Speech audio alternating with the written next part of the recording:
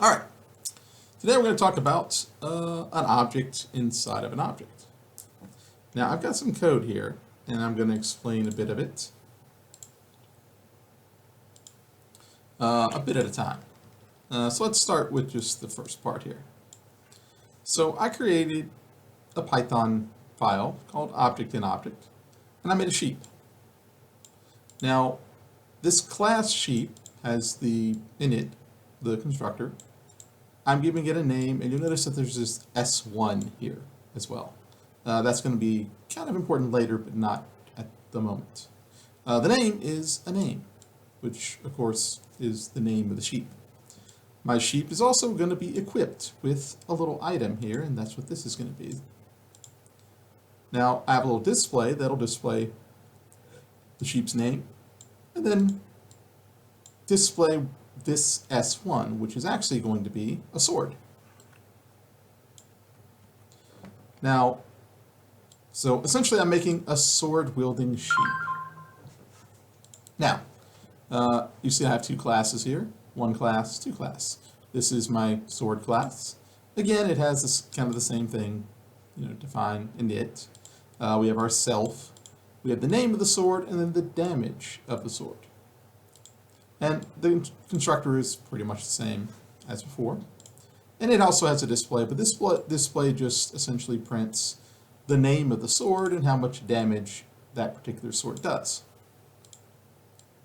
Oh, and it looks like I am lacking a little comment here. There we go.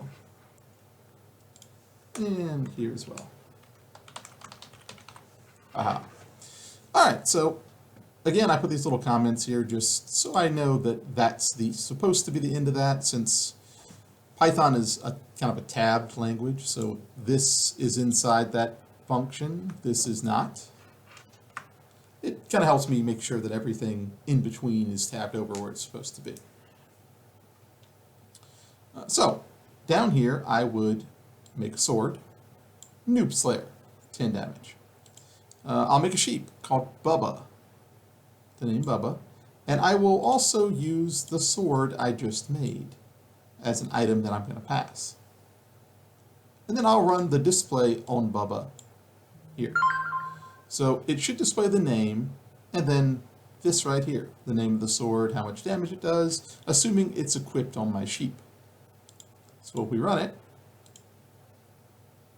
there we are.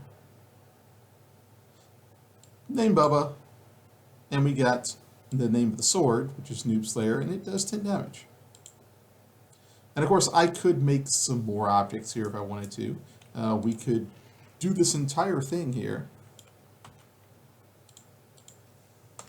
And instead of sword, I could make this a shield.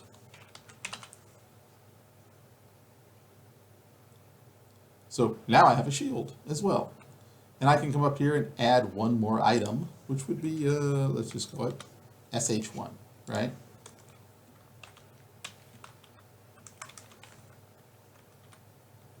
Like that. And all I'll have to do is just say sh1 dot display. Just a little bit of a tweak, and now my sheep has a sword and a shield. I do have to make it though, so sh1 equals shield.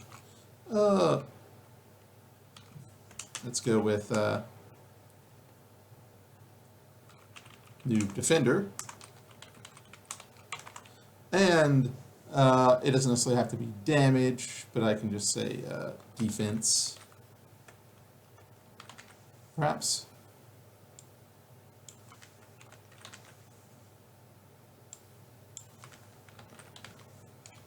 And the name, I can say protects